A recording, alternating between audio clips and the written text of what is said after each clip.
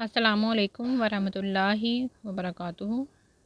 अल्हम्दुलिल्लाह सूरतुल हदीद की 11 आयत मुकम्मल हो चुकी हैं और सूरतुल हदीद की आयत नंबर 12 जो है उसका हिस्सा अव्वल जो है वो मैंने आपसे पहले शेयर किया था।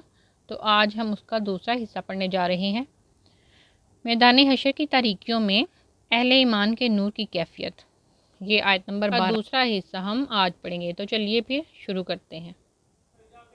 आउज़ुबिल्लाहि मिनश्शैतानिर्रजीम, बिस्मिल्लाहिर्रहमानिर्रहीम। उस दिन तुम देखोगे मोमिन मर्दों और मोमिन औरतों को कि उनका नूर उनके सामने और दाएं जानिब दौड़ रहा होगा। इससे मुराद मुफस्सिरीन की राय है कि ये उस वक्त का जिक्र है जब सबको पुल सिरात से गुजारा जाएगा। इस आयत से और उससे अगली आयत से मालूम होता है कि हशर के दिन नूर सिर्फ मोमिनीन के लिए ही महसूस होगा। रहे काफिर, मुनाफिकीन और फुज्जार तो वो इस वक्त भी अंधेरे में होंगे जैसे दुनिया में थे। क़यामत के दिन हर इंसान को उस पुल से गुजरना होगा। हर एक को कुरान पाक में आया है कि ये तयशुदा बात है कि तुम में से हर एक को जहन्नुम से गुजरना है। तो जब नेक लोग पुल से गुजर रहे होंगे तो उस वक्त उन्हें नूर अता कर दिया जाएगा। उनका ईमान जो इस वक्त दिल में है उस वक्त नूर बनकर उनके सामने दौड़ रहा होगा।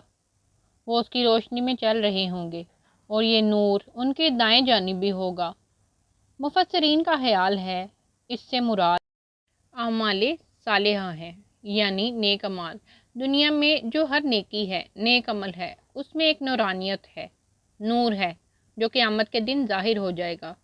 ईमान और सीरत की पाकीज़गी नूर की शक्ल में ज़ाहिर हो जाएगी, जिससे जितनी हैर जहाँ जहाँ तक पहुँचेगी उसे उतना उतना नूर अता कर दिया जाएगा।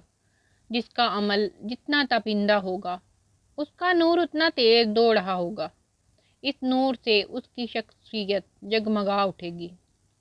उसकी बेहतरीन तशरीह इस हदीस से होती है कि हुज़ूर सल्लल्लाहु अलैहि वसल्लम ने फरमाया कि किसी का नूर इतना तेज़ होगा कि मदीना से अदन तक की मुसाफत के बराबर फासले तक पहुँच रहा होगा, और किसी का नूर मदीना से सना तक, और किसी का इससे कम।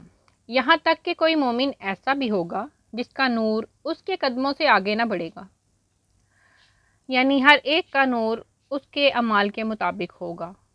किसी को इतनी रोशनी अता की जाएगी जो पूरे पूरे शहर जितनी होगी, और किसी की इसके पाँव जितनी। लेकिन इस वक्त जो पाँव जितनी रोशनी होगी वो भी बहुत ज़्यादा होगी।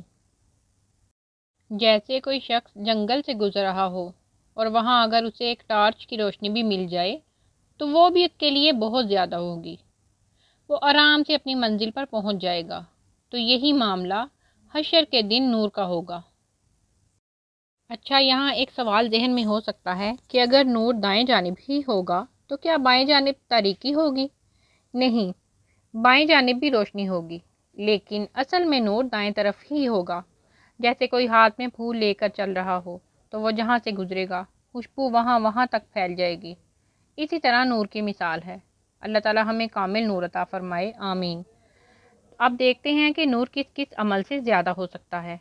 बकिया इंशाल्लाह अगली वीडियो में मैं आपसे शेयर करूँगी। अल्लाह ताला हमें इस पे अमल करने की तौफीक दे और हमें और हमारे लिए और आप सबके लिए को सदका जारिया बनाए। अगर आप चैनल पे नए हैं तो चैनल को सब्सक्राइब भी करें और वीडियो को लाइक भी करें और शेयर भी करें और कमेंट भी ज़रूर किया करें। तो इंशाल्लाह अगली जो हमारी वीडियो होगी वो सीरत नबी सल्लल्लाहु अलैहि वसल्लम की होगी। तो फिर मिलते हैं अगली वीडियो में। अस्सलामु अलैकुम वरहमतुल्लाहि वबरकातुहू।